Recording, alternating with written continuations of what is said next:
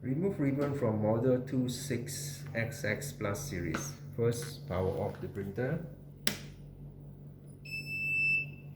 Lift the top cover.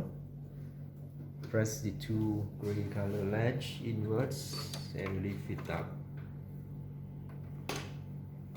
Next, widen the print gap to the maximum. Right.